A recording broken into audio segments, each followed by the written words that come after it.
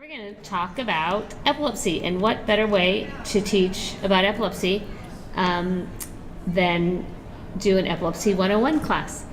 So we're from the Epilepsy Support Network, and we are a nonprofit 501c3 patient advocacy group in Orange County, and we have about 1,500 families in our group currently, medical professionals, donors, supporters, and what we do is we collaborate with the epilepsy centers and help people get seizure free as quickly as possible, if that's possible.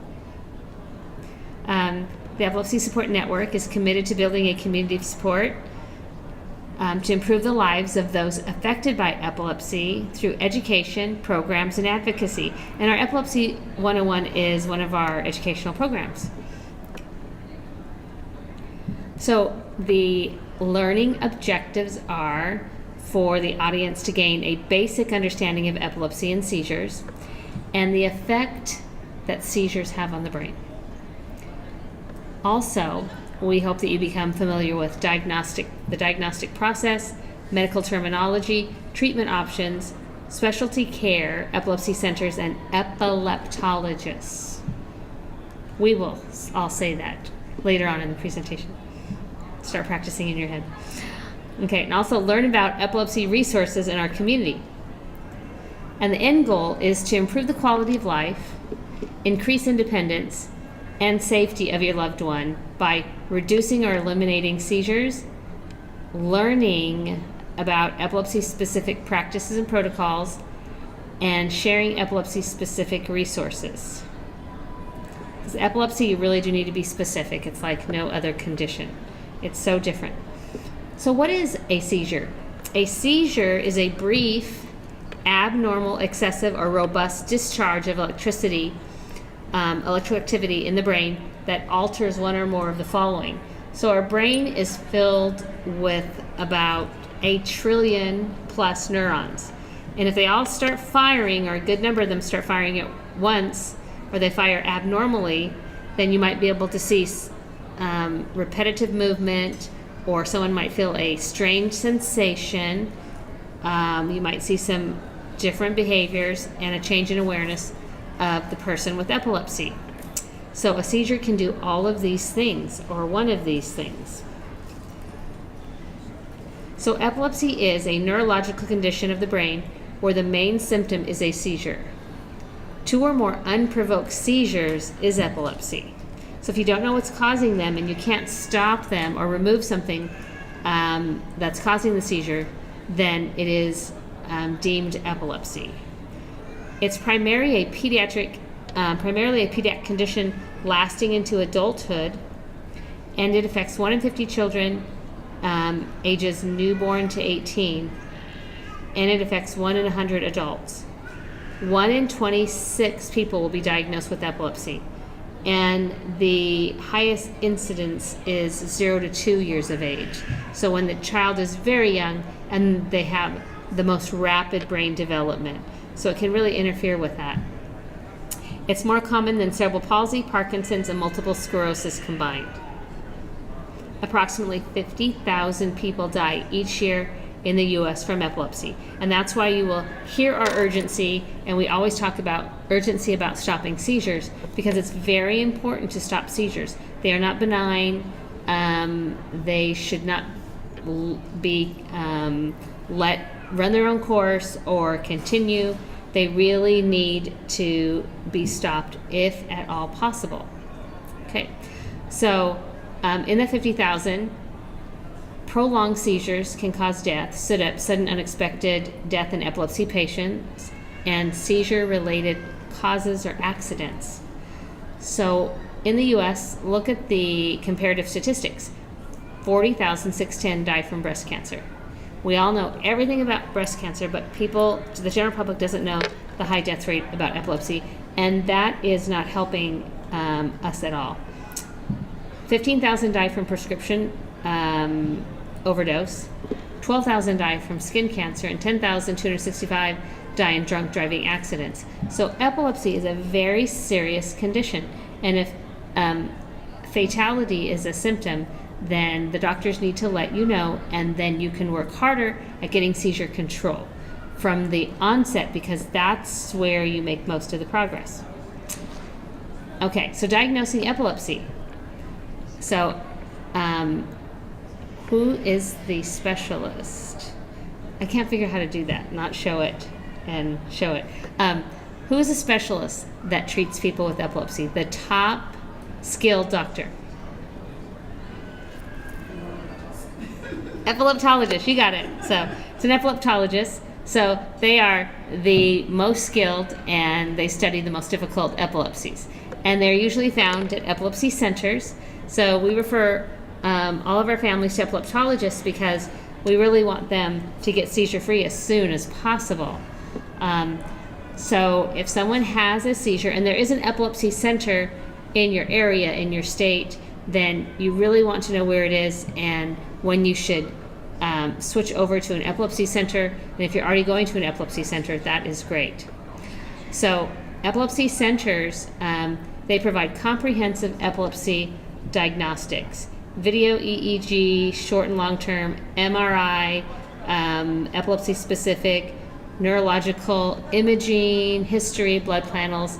They do so much to try to figure out why are these seizures starting, where are they coming from, okay? And the key is diagnosis, diagnosis, diagnosis, because if you have the accurate diagnosis, if you know what type of seizure you have, is it a focal seizure? Is it a simple partial? Is it infantile spasm? Is it Lennox-Gastaut? Is it Dravet syndrome? If you know what type of epilepsy you have, then you know what treatment to use and what treatment will be most effective. So an accurate diagnosis is so important. It'll get you to the most effective treatment. And the best place to get the most accurate diagnoses is at epilepsy centers. So the treatments are medication, surgical evaluation, and that's brain surgery, or the vagus nerve stimulator. And there's also a treatment, dietary treatment, which is a ketogenic diet, low glycemic index modified Atkins. So knowing what type of epilepsy you have really helps you with the treatment options and choosing the best option for effectively stopping the seizures. The most common causes of epilepsy, well, we used to only know 30%, which is the second half, which is caused by brain anomalies, trauma, lesions, tumors, damage, congenital malformation, hypoxia, vascular, infections of the brain, meningitis, encephalitis, measles, brain injury at birth, like a brain bleed, stroke, etc., abnormal brain development, cortical dysplasia, poisoning, lead, neurotoxin, chemical, or gas. Those are just some of the reasons why people would have an abnormal brain development that would cause seizures. And the 70% was unknown. And they used to call it idiopathic or cryptogenic. Now we know that we're learning that many epilepsies are genetic. So it's embedded in the genetic code. And some of them are familial. So it's passed down. The genetic markers are passed down. If it's a first-time genetic mutation, then it's not really familial. It's not passed down. It happened first in this child. Does that make sense? Okay, so two different types of genetics. Also, metabolic and mitochondrial disorders can cause epilepsy. So we're getting very scientific, and we're tracking down what causes a lot of the epilepsies, and we are looking more and more towards genetics, so, and channelopathies too. So what are the most common triggers for epilepsy? So we know that epilepsy is primarily a pediatric condition starting in the pediatric years, and it doesn't get stopped. So kids turn into teens with epilepsy, and teens turn into adults with epilepsy. And that's our largest percentage is pediatric epilepsies. It's a 2-to-1 ratio.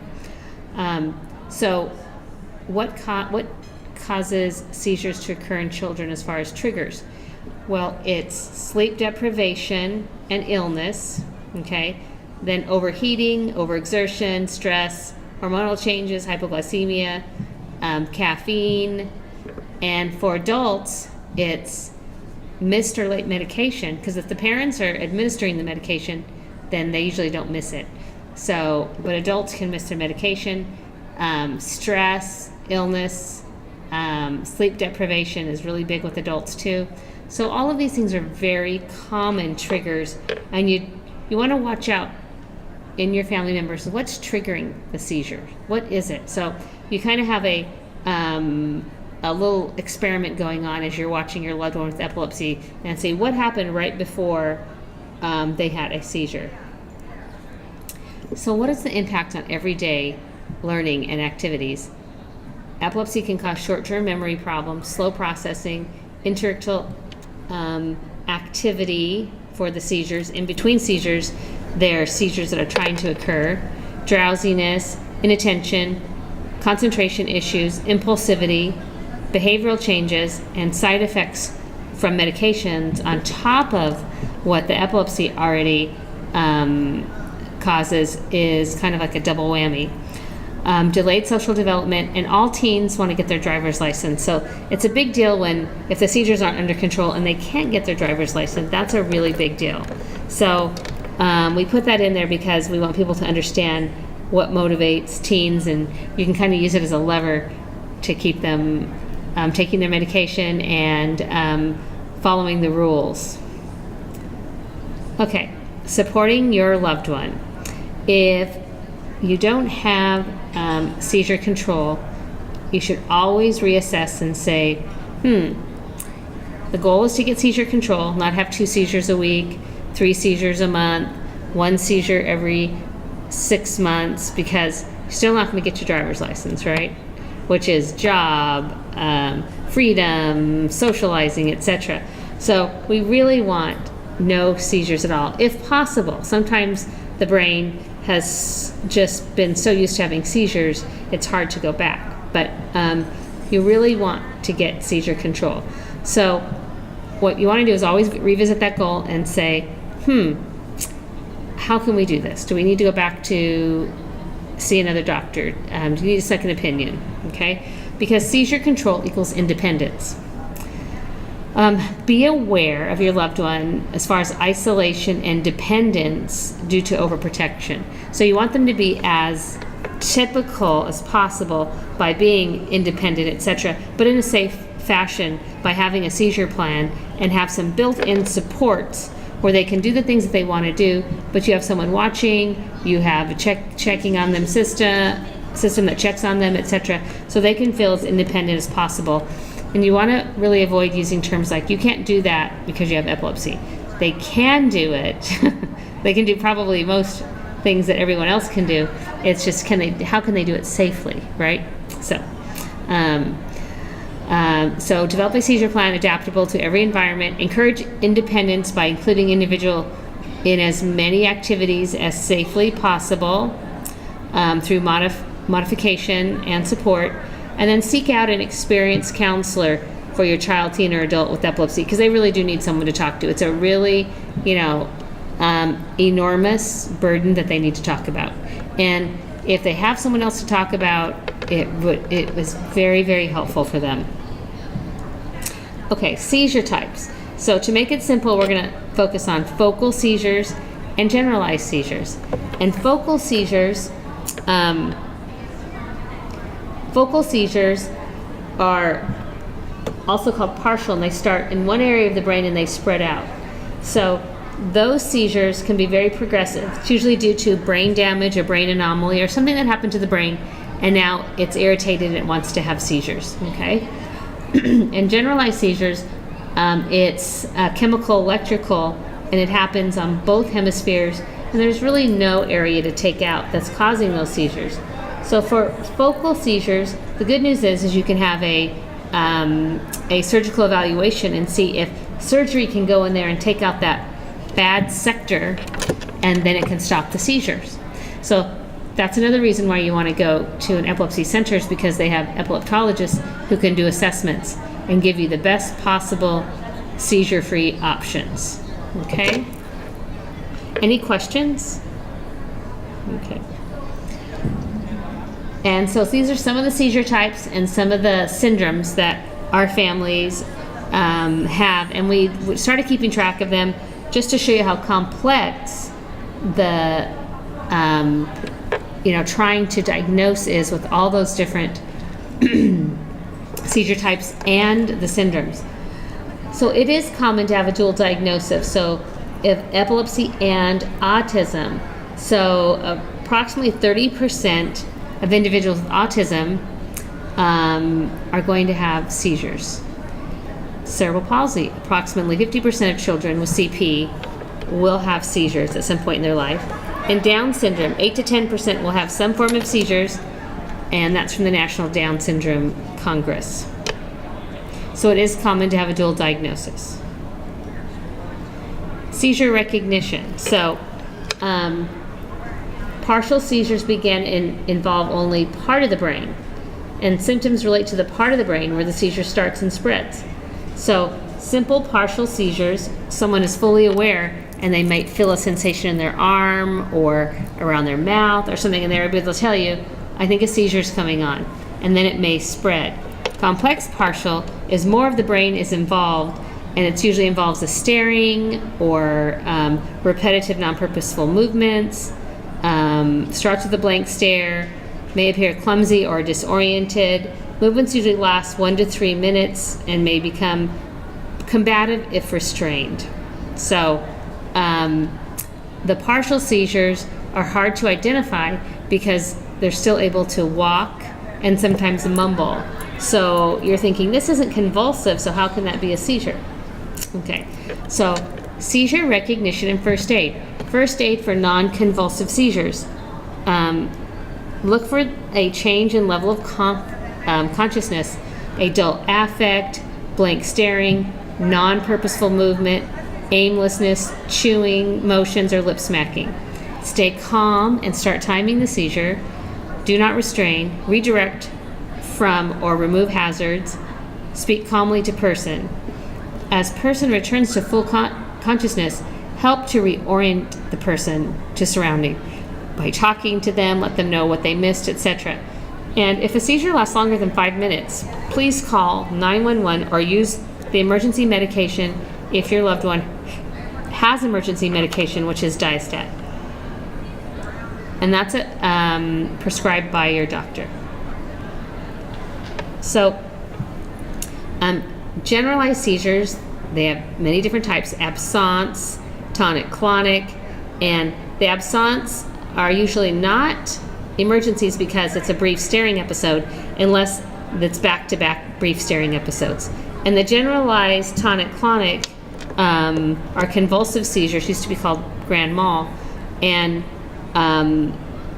for first aid for that is you want to make sure that you call 911 after 5 minutes. If you have a seizure plan from your doctor, you want to follow the plan, especially if it says call 911 at 4 minutes or 3 minutes, but the national standard is 5. So you want to stay calm and start timing the seizure. Roll person on his or her side to prevent aspiration, because when someone's having a seizure, they have excess saliva. And if you roll them to the side, the saliva can naturally flow out. Okay, and if it doesn't naturally flow out and they take a deep breath, then it could aspirate into their lungs.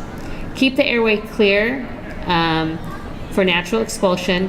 Make sure hands and legs are not hitting anything. Remove obstacles, furniture, anything that can cause bodily harm. Do not restrain. Check for medical ID for epilepsy. And if the seizure lasts longer than 5 minutes, call 911. Seizure don'ts. Do not put anything in the mouth. Do not give oral medications during a seizure. Do not restrain. Do not give food or drink until a person is fully aware or back to their normal level of consciousness. Seizure do's. If a seizure lasts longer than 5 minutes, call 911. Follow the patient's seizure plan by the doctor. Do reassure the person, allow him or her to rest. Stay with the person until he or she is fully awake and reoriented. And visually monitor as individuals at risk for additional seizures after having a seizure. So you want to do visual monitoring to make sure that they are not going to have another seizure, or if they want to go to sleep, that they are monitored. Just make sure that they aren't going to, or if they have a seizure in their sleep, then you can monitor for first aid. When do you call 911? First time seizures, no medical ID, and no known history of seizures. Anytime there's a first time seizure, you want to call 911.